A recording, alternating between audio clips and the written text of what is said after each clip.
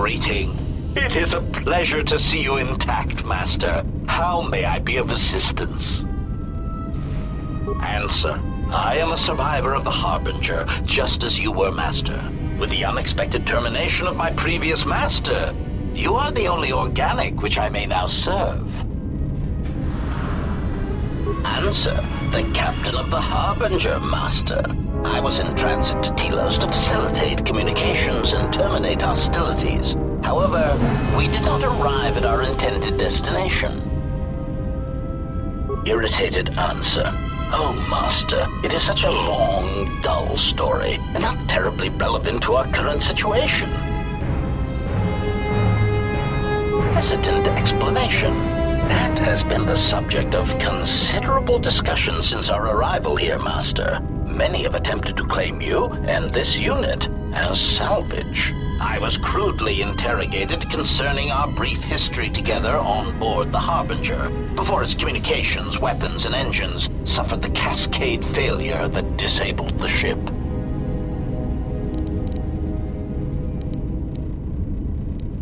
Speculation. It is possible you were incapacitated and locked in the well-shielded cargo compartment as the Harbinger was being systematically crippled, Master. Clarification. Yes, Master. No doubt the flurry of destruction on board the Harbinger somehow drugged you into a stupor from which you could not awaken. Most curious. Placation. Merely a turn of phrase, Master. The implication that your state was due to the result of ingesting large quantities of Juma juice was unintentional. I meant to communicate only that you were somehow rendered unconscious before you were locked securely in the cargo hold. Clarification. By locked, I meant sealed, Master. My vocabulator seems to be malfunctioning.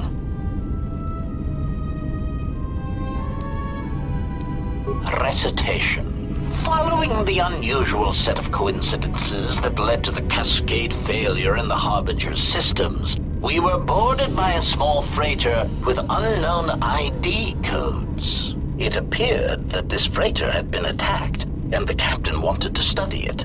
This freighter appeared to be still spaceworthy. Your cargo compartment was breached, and you were taken on board the freighter shortly before the Harbinger's systems began to go critical. I, too, managed to board the freighter before the Harbinger's destruction. We were most fortunate to have survived, Master. Evaluation. Master, I do not know. Judging from the damage, it had been attacked by a much larger vessel, and when it attempted to escape the Harbinger with you on board, it was fired on again. Addendum.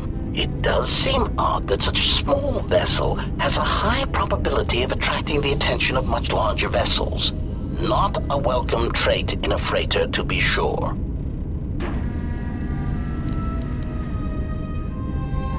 Explanation. I believe it was a smuggler's vessel by the name of the Ebon Hawk.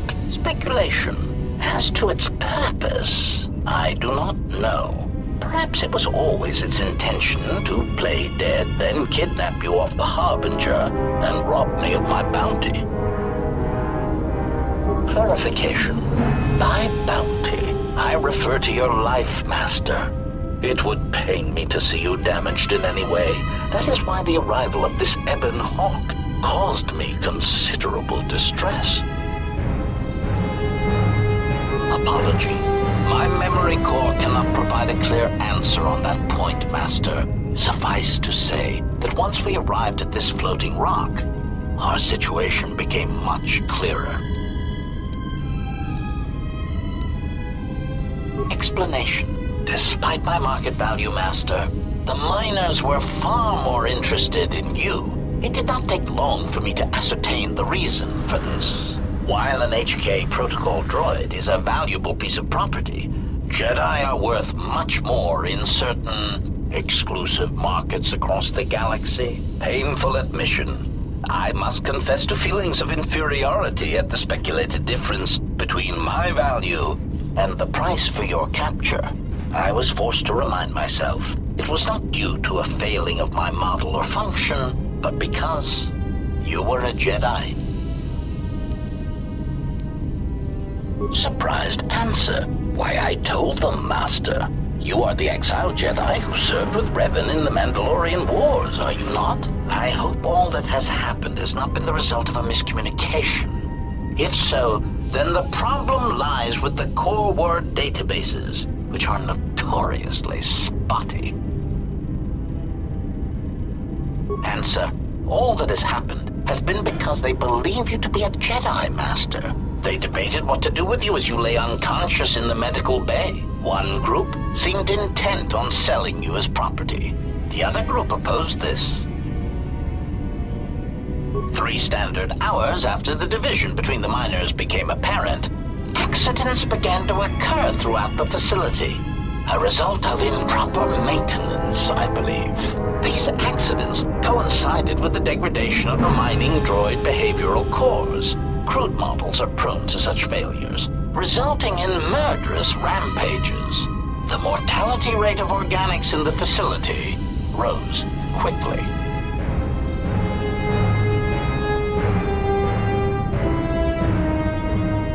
Many miners began to join you in the medical bay as a cascade of flawlessly timed detonations occurred in isolated gas pockets in the lower levels of the facility. The explosions herded the miners into emergency sections of the station, quickly and efficiently cutting them off from communications and facility control. But sadly enough, not the ventilation systems. You see, the explosions had damaged specific sections of this facility's ventilation systems, causing a slow, lethal buildup of toxic fumes in the dormitory level.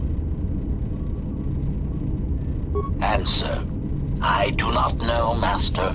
Ironically enough, any miner that fled to the dormitory level to protect themselves from the droids and the explosions would find themselves in a gas-filled death trap. It is unlikely any miners remain alive. As I said, the dormitory has been cut off from the rest of the facility, as has the hangar bay. There is no escape. Apology. Unfortunately, communication with the dormitory section is severed, Master. It is perhaps for the best, especially if any other accidents had occurred in that section. If that were the case, the severed comm link would have spared us the satisfaction of hearing the miners' screams as they lived out their last moments in fear and terror. Rapid retraction. Why, yes, satisfaction in knowing their fate, Master. It would be unfortunate if they had been slaughtered, but there would be a calm, comforting certainty that there is nothing we can do to escape until a ship arrives. Theory. You could walk across the surface of the asteroid to the dormitory airlock, but such a route would be extremely hazardous, and I do not wish to see you damaged.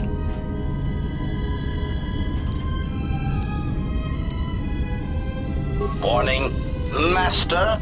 Continued exploration of this facility may place you in unnecessary danger. I encourage you to return to the medical bay and wait for retrieval from a vessel that is no doubt on the way, even as we continue this pointless conversation. Weary resignation. Very well, Master, but there is very little that I can do. You see, the airlock is sealed by a code. Correction. Oh, I already possess the code, Master, but I am afraid that it will do you no good. Condescending explanation. Master, the console governing the droid maintenance area and the airlock is voice-printed musing. In the last days of his life, the maintenance officer was quite careful about voice protocols, bordering on paranoid obsession. Conjecture. I suspect Once he realized something was wrong in the facility, he voice-locked the droid bay functions. A prudent measure, but in the end, he met the same fate as the rest of the organics. Explanation? Yes, Master. Many consoles have voice recognition sensors built into their systems so that only selected individuals can unlock them.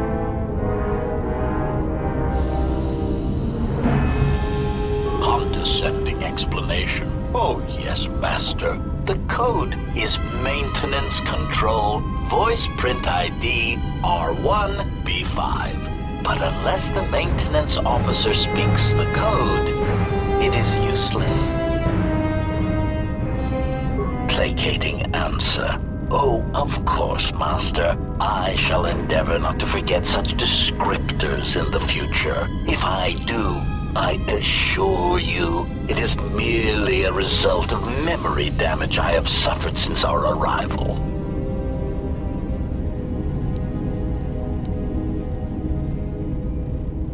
Answer. Master, you cannot. You are trapped here just as I am. There is nothing to do, except patiently wait for whatever the future has in store for us. Of course, Master. How may I be of assistance?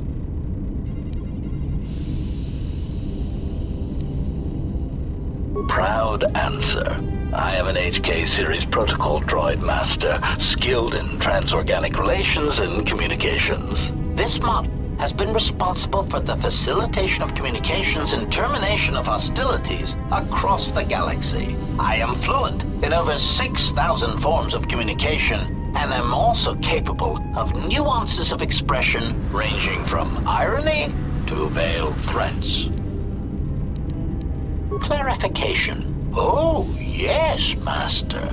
Sometimes the facilitation of communications and termination of hostilities requires the use of every weapon in one's verbal arsenal. The unspoken threat of violence to a listener's loved ones, or if possible, their entire planet, can effectively break the deadlock in the most stubborn of negotiations. Irritated explanation. That question has been looping through my query module with alarming frequency, Master, and no satisfactory answer has been forthcoming. As a result, I have chosen instead to turn my efforts to answering the question as to how I may depart this drifting disaster area as quickly as possible. Answer. It is only a matter of time before a ship or freighter docks with the Paragus facility. When that occurs, we shall depart this place forever. Placating retraction. Oh, of course, Master. Please excuse my choice of words. I did not mean to imply that you would have no choice in the matter. Of course, Master. How may I be of assistance?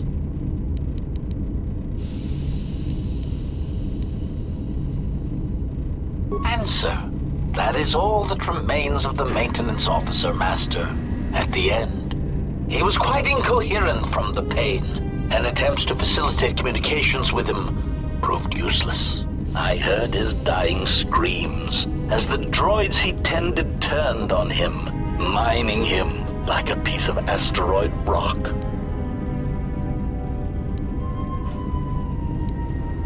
Recitation. Oh, yes, Master. The record of his last moments were... 5 droids, burning through the outer door. They're forcing their way into the bay. Please, someone that... Oh no, they're through! Oh, my leg! They're burning through my leg! Oh, stop, please! Addendum. His remaining attempts at communication are variations in Decibel Master, ranging from frenzied screams to gibbering inarticulate attempts to beg for his life.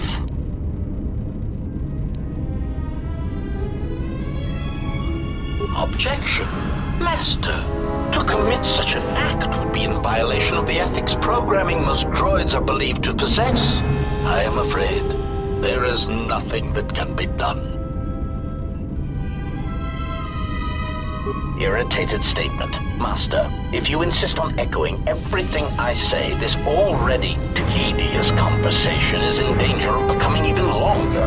Clarification. But yes, most droids are believed to possess ethics programming. Such programming would prevent me from using my incredible talents to break a voice print code.